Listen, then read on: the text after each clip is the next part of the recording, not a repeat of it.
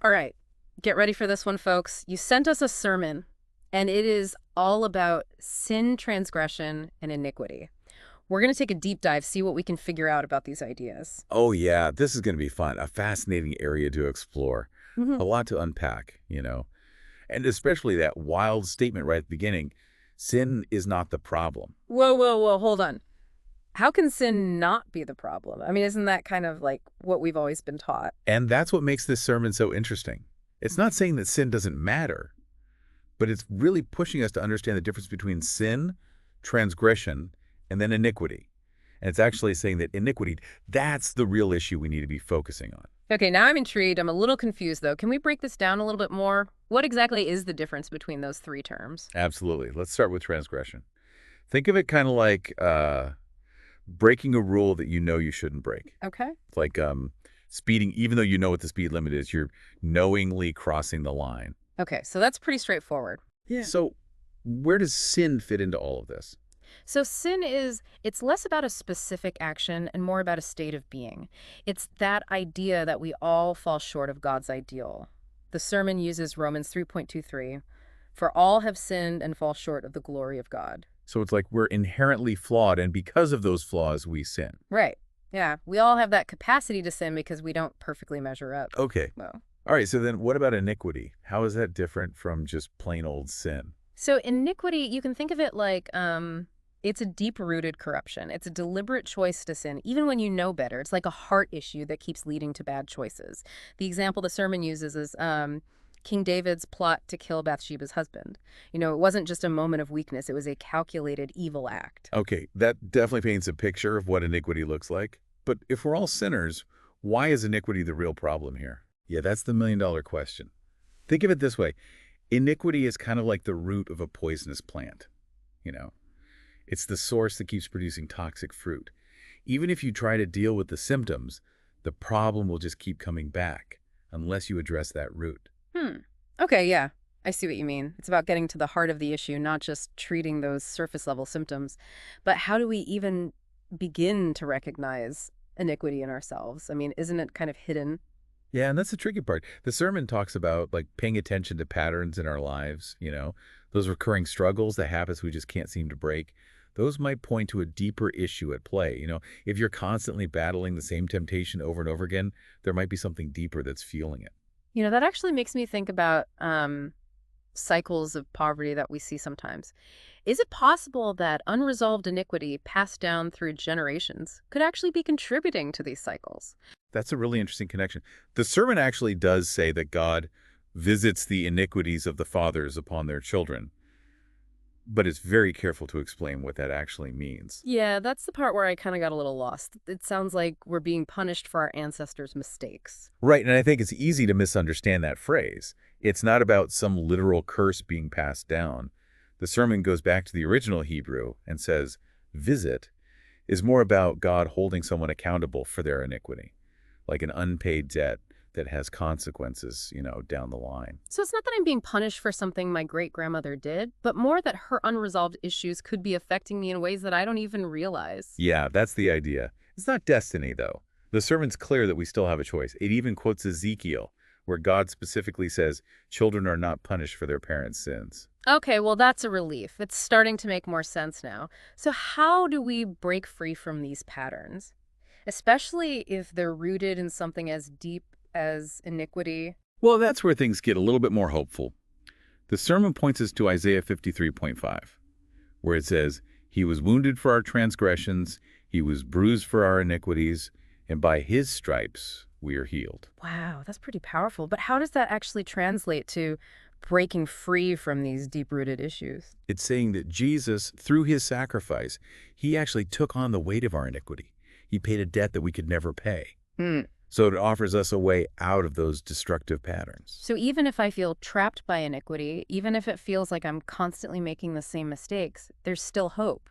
Absolutely. Accepting Christ's sacrifice isn't just about forgiveness for past mistakes. It's about receiving the power to actually change, to break free from iniquity's grip and experience real transformation. Okay, I'm starting to see the light at the end of the tunnel here. It's not about trying harder to be good. It's about recognizing we need healing and letting Christ's sacrifice work in us. Exactly. It's about shifting our focus from our efforts to God's grace. Recognizing that we can't conquer iniquity on our own, but through Christ, we can experience real healing and freedom. This is all starting to click for me now, but there's one thing I still don't quite get.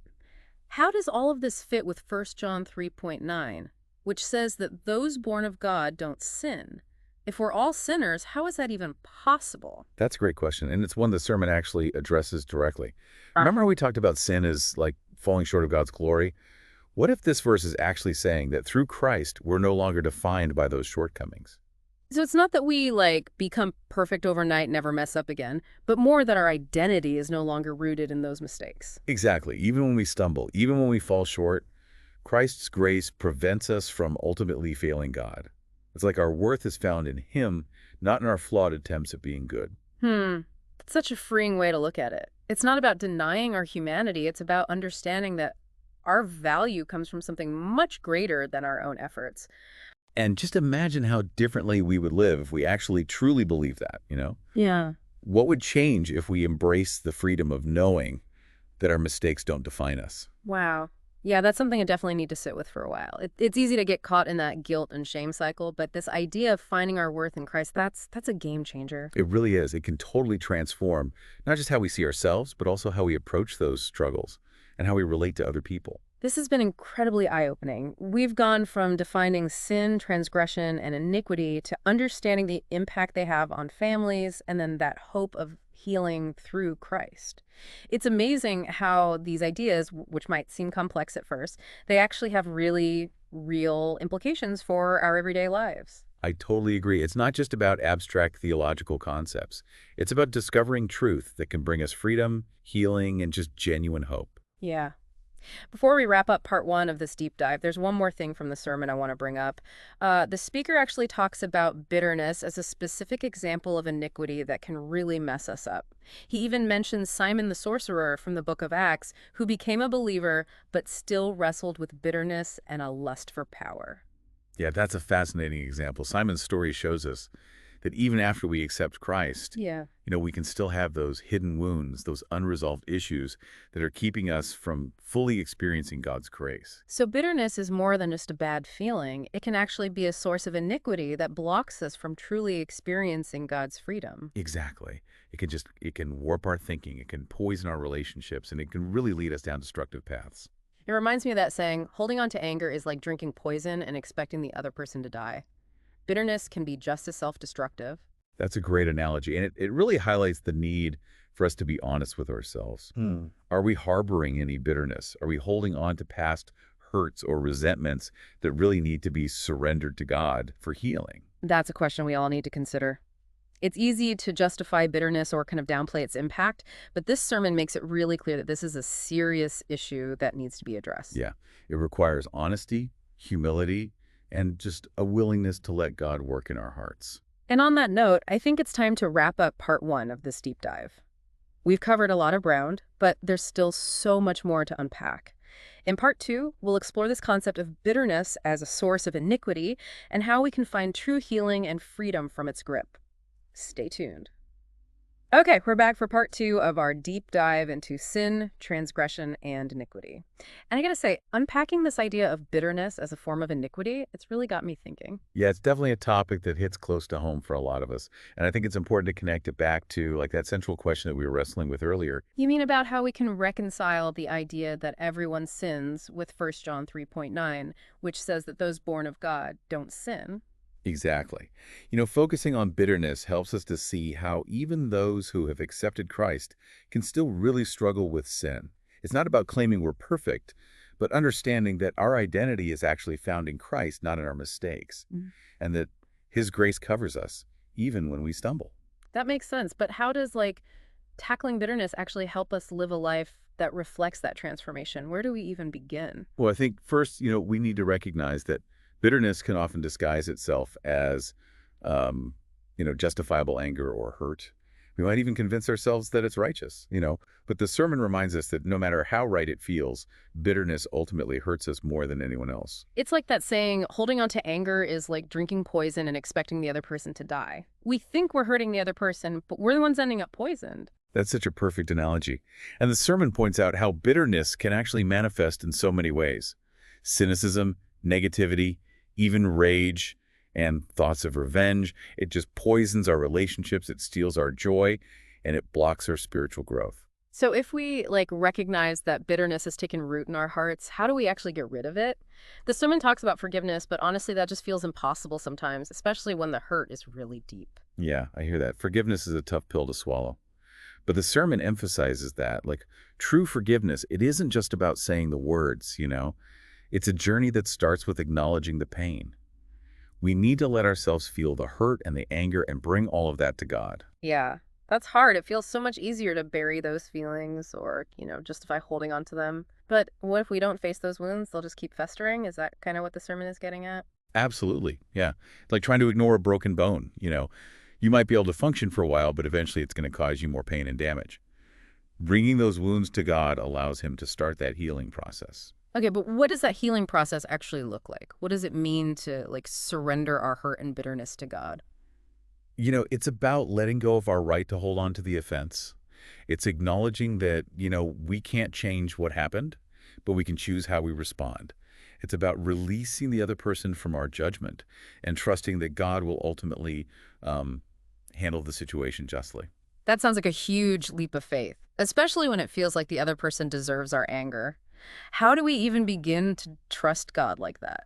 It definitely requires faith. It requires believing that God sees the whole picture, that he understands our pain, and that he will bring about justice and healing in his way and in his time. That's a lot easier said than done. And the sermon, it reminds us that forgiveness isn't a one-time thing, right? It's an ongoing process. So what happens when those old hurts resurface? Do we just start all over again? Well, we all have those moments where we're tempted to fall back into bitterness. That's where the sermon emphasizes the importance of daily surrender. It's recognizing that we can't overcome this on our own strength, but that we can always choose to turn to God for his grace and his healing power. Yeah, it's like we're handing that hot coal of bitterness back to God every time we feel it burning us, right? Trusting that he will extinguish the flames and replace them with his peace and love. I love that image. Yeah. And as we keep practicing that surrender, as we let God heal those deep wounds, we start to experience a real shift in our hearts. Resentment, it gives way to compassion. Anger, it transforms into understanding. And we find ourselves able to forgive even when it feels impossible. That's the amazing power of God's grace. It can tear down even the strongest walls of bitterness and make room for reconciliation and healing.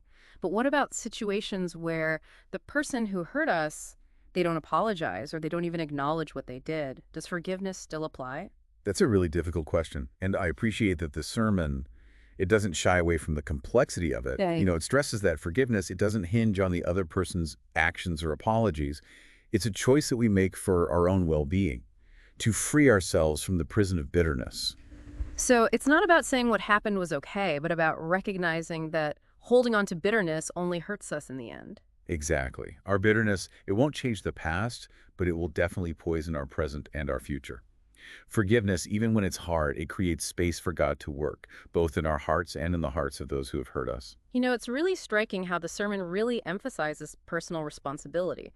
It's so easy to blame others for our pain, but we actually have the power to choose how we respond to that pain. That's such an important point. It's not about denying the hurt or minimizing the wrong, but about recognizing that clinging to bitterness, it traps us in a cycle of pain. Forgiveness, on the other hand, breaks that cycle. It allows us to move forward, not unburdened by the past, but no longer defined by it. And as we choose forgiveness, as we surrender our bitterness and let God heal our hearts, we experience a new level of freedom and peace. We become more like Christ, who showed us what true forgiveness looks like, even in the face of unimaginable suffering. That's such a powerful example to follow. It reminds us that true freedom isn't about revenge or demanding justice. It's about releasing ourselves from bitterness and letting God's love transform us. And that transformation, as the sermon beautifully illustrates, it impacts more than just us. It touches our families, our communities, and even the world around us. As we embrace forgiveness and break free from iniquity, we become instruments of healing and reconciliation, reflecting God's love and grace in everything we do. Wow. This deep dive has been quite a journey. We started by exploring the differences between sin, transgression, and iniquity. Then we uncovered the destructive power of bitterness and the hope of forgiveness. We even tackled that seemingly contradictory verse from 1 John, realizing that true freedom in Christ isn't about sinless perfection, but about a fundamental shift in our hearts. It's been such a rich and thought-provoking conversation. And as we wrap up part 2, I want to leave you with this.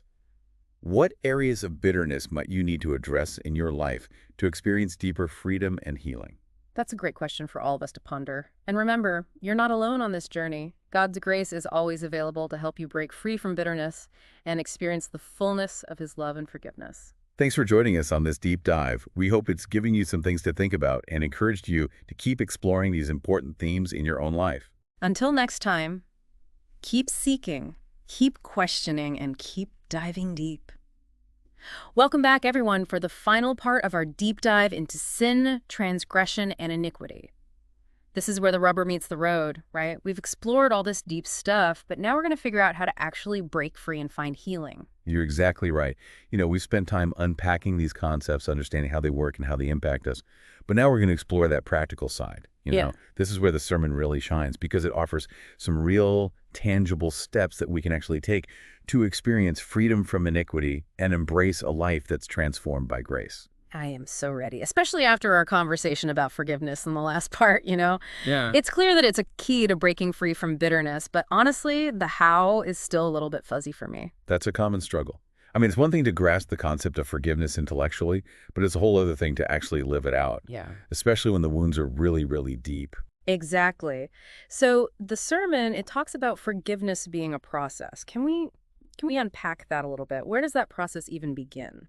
Well, the sermon is very, very clear that true forgiveness doesn't start with sweeping things under the rug, right? Mhm. Or pretending everything's fine. It begins with honesty. We need to acknowledge the wound. We need to allow ourselves to feel the hurt and the anger, and we need to bring those raw emotions to God. Okay, so that would be a pretty difficult first step. It's so much easier to bury those feelings or maybe convince ourselves that our anger is justified. It's a natural human response, for sure.